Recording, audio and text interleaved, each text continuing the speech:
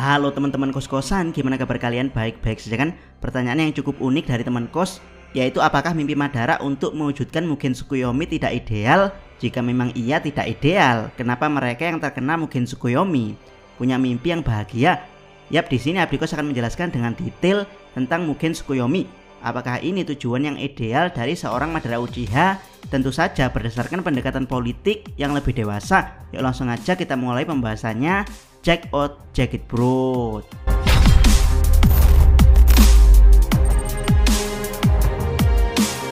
Pertama, daftar mimpi Mugen Tsukuyomi yang ditampakkan. Mereka yang berada di bawah pengaruh Mugen Tsukuyomi mengalami dunia mimpi di mana hasrat terdalam mereka terpenuhi. Mugen Tsukuyomi mempengaruhi hampir semua makhluk hidup termasuk hewan. Bahkan mereka yang bersembunyi di kegelapan juga terkena mimpi ini. Tapi ya, meski mimpi Mugen Tsukuyomi mempengaruhi semuanya, hanya beberapa mimpi saja yang ditampakkan di series Naruto. Berikut daftarnya.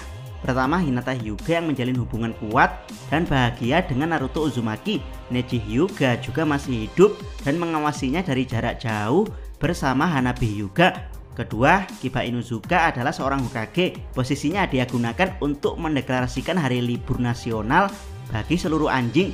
Selain itu, dalam anime, semua warga desa harus memiliki anjing sebagai hewan peliharaan. Ketika Shino Aburame menemukan dan menjinakkan spesies serangga baru yang besar untuk ditunggangi. Keempat, Choji Akimichi memiliki seorang istri yang memberinya makan dan mencintainya karena nafsu makannya. Choza Akimichi bangga dengan putranya.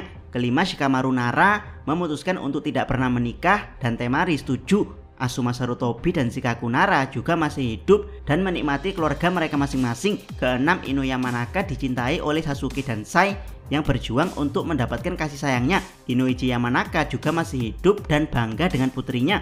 Rock Lee memenangkan cinta Sakura Haruno dengan mengalahkan Naruto dan Neji dalam pertarungan. Kedelapan, Tenten adalah anggota tim G yang lengkap dan dewasa. Dalam anime, semua orang yang dikenalnya memiliki kepribadian yang sangat bertolak belakang dan dia adalah ahli senjata terkenal. Lebih jauh lagi, karena Tenten telah melakukan kontak langsung dengan alat-alat berharga milik Rikudo Senin sebelum ditangkap. Dia mengingat kembali perang tersebut dan sepenuhnya menyadari bahwa dia berada dalam dunia mimpi.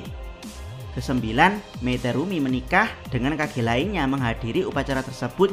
Dalam anime, Chojuro dan Ao menghadiri pernikahannya. Kesepuluh, Tsunade tinggal di Konoha di mana tidak ada orang yang dicintainya meninggal dan tidak ada teman-temannya yang menentang desa, sementara Dankato yang dia cintai menjadi Hokage. Lebih jauh lagi, dalam anime, kedamaian dan kemakmuran Konoha mendorong Jiraiya untuk menulis buku tentang hal itu. Ke-11, Gaara memiliki masa kecil yang bahagia bersama orang tuanya, saudara kandung, serta pamannya, dan dia bisa bermain dengan Naruto kapanpun dia mau.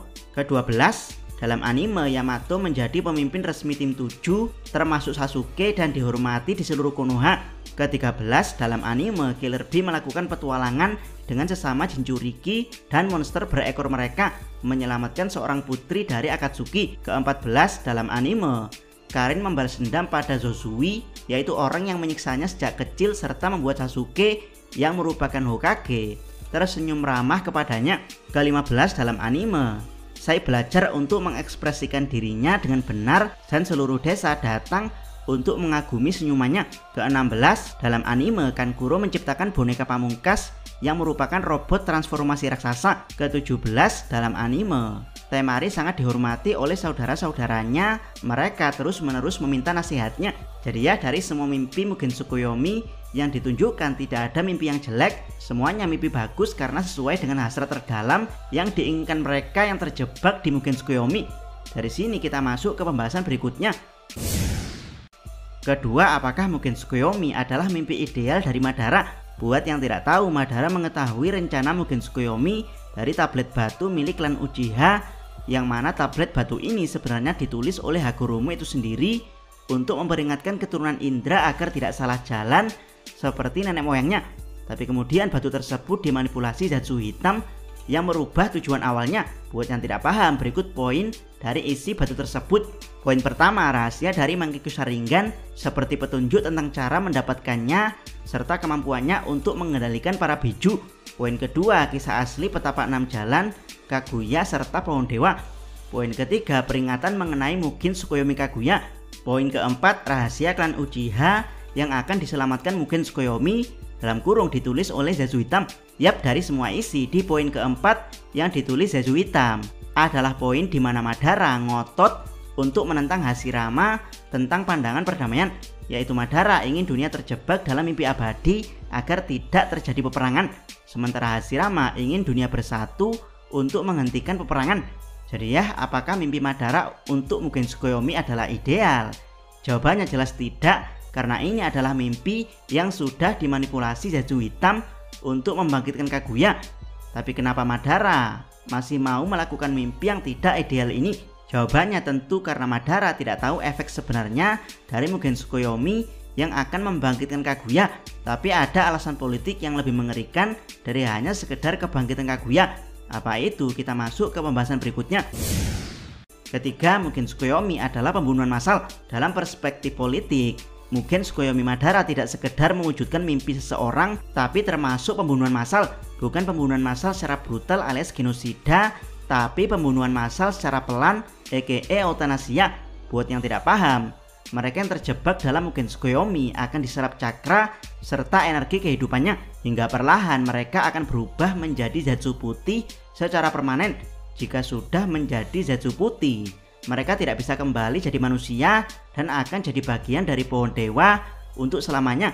Dengan kata lain, karena yang diserap bukan hanya cakra tapi energi kehidupan, maka mimpi para shinobi yang terjebak di Mugen Tsukuyomi juga akan berakhir setelah mereka menjadi Zetsu putih. Jadi ya, ini adalah kematian pelan yang menyenangkan bagi mereka yang terjebak di Mugen Tsukuyomi. Itulah kenapa Abdikos menyebut ini sebagai eutanasia.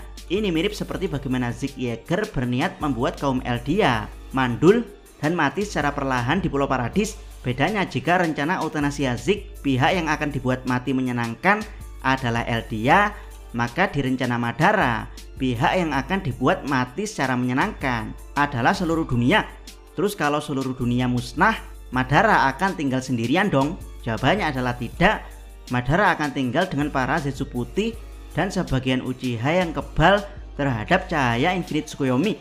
Termasuk Madara bisa membebaskan mereka yang dia kehendaki untuk bebas dari Infinite Tsukuyomi. Tapi karena Uchiha yang tersisa hanya tinggal Sasuke dan Obito, sebenarnya perdamaian Madara melalui Infinite Tsukuyomi sangat bodoh dalam perspektif realistis.